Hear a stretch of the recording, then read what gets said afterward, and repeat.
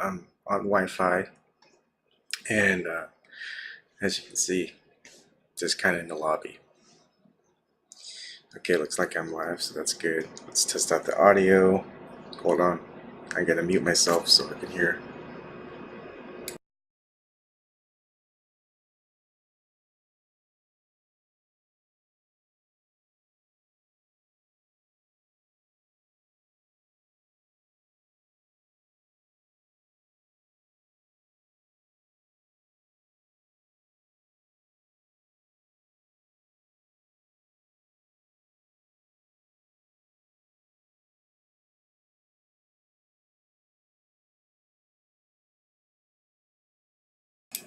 Test, test.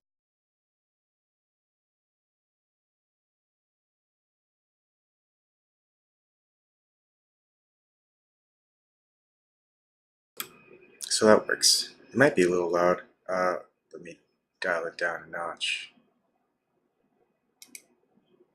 Sorry. Doing this when I'm mobile isn't easy.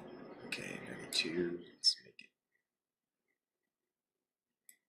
60. Is that good? Can you guys still hear me good? Alright, maybe a little bit higher. Testing. A little bit higher. Testing. Test. That should be good. Okay. So, the reason I want to do this one is because a friend of mine, his son, he's, gosh, I don't know how old, maybe he's 8 years old now. Well, he's getting bullied at school, and he just found out probably today, because I think yesterday, Monday, yep, his son called and said he was sick and he didn't want to go to school, so he found out today. And so they're trying to figure out the best way, because he's a really good kid, and their school has like a no hands off. They have a hands off policy, so they don't want any kids. If any kid hits another kid, I think that's like a suspension, automatic suspension.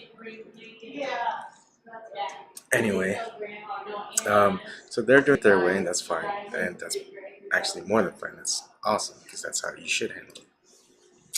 And they also take into account their son, who they want him to make the decision himself in a way. I mean, there's certain things that he doesn't want to do, but of course, he's 8 years old. You kind of have to show him what's going on, how to handle this situation, how you would handle this situation. And of course, at that age, you should be getting parents involved, school teachers involved, principals involved to handle the situation. The only problem is kids. They're going to be kids. They're going to thwart the power, the people in charge.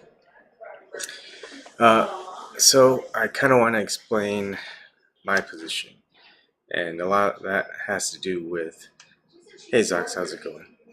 How am I sounding, you guys, before I go on? Does it make sense to okay, good. So let's see, when I was in Houston, Texas, parents were poor. My of course, my family was from South Korea. They went over to Houston, Texas, and I was born in Houston, Texas. So I'm American born. My parents didn't really speak English. My father, in turn, trained other people in Taekwondo in order to learn English. So they would teach him English. He would teach them martial arts. And we lived in a poor neighborhood, so it was majority Black and Hispanic. There were a few poor white people, and there was us, the only Asians there. And it was a small apartment complex. I can't remember where. But here's the thing.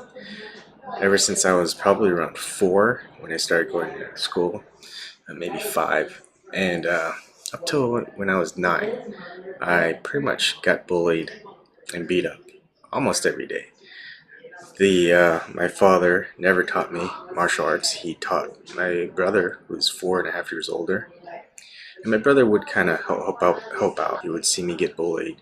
He would protect me. He would beat the other kids up. The kids who were bullying me weren't my same age. So if I was 4, they were 7. If I was 5, they were 8. So they always had not only numerical advantage, they also had an age and size advantage. So I would come home, bloody noses, bruises, scratches, whatever, dirty clothes because I'd be on the ground, dirt. Um, it's kind of hard to remember. It sucked because not only when I tried to fight back, I didn't know how. But then when I got home, my father would punish me for getting in a fight. He goes, I don't care if you didn't start it, you shouldn't be in that situation. So I would get in trouble and disciplined. Discipline was tough. So as I got older, I was still getting bullied. I was still getting beaten up on. When I get home, I'd still get punished by my father.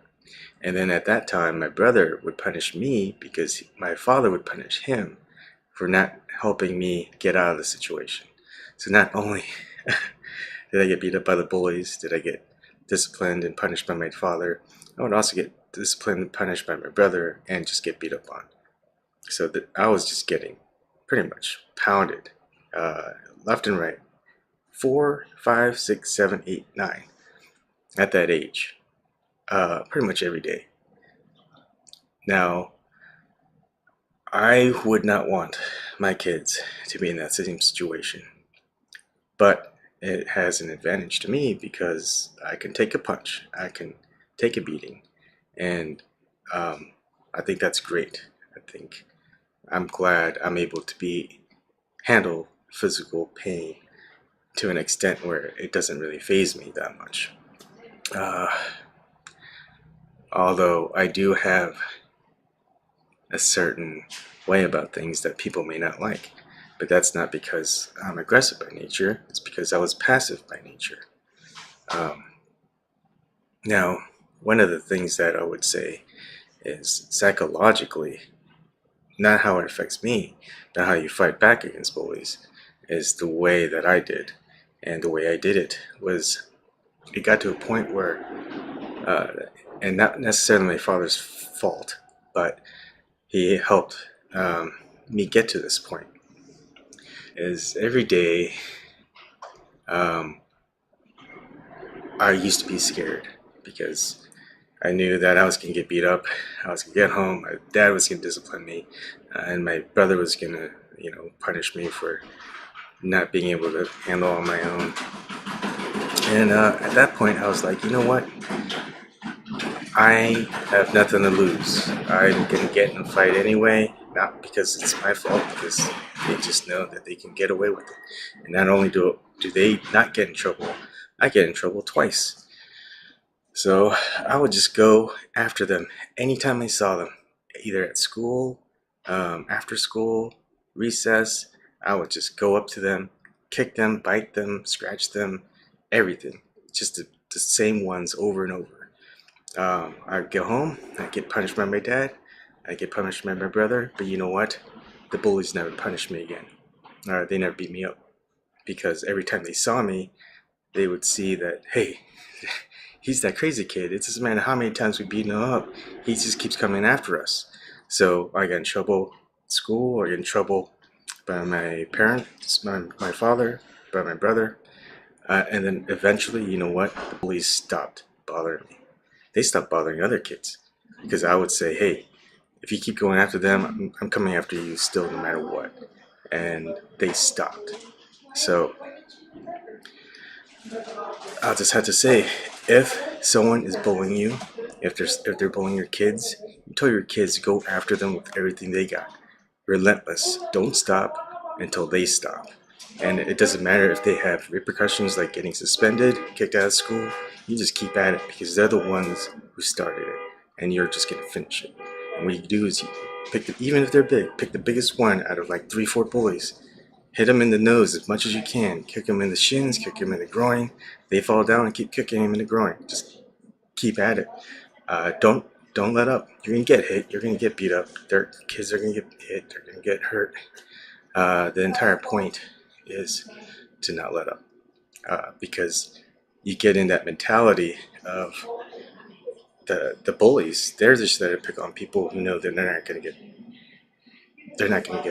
retaliation from. They can hide.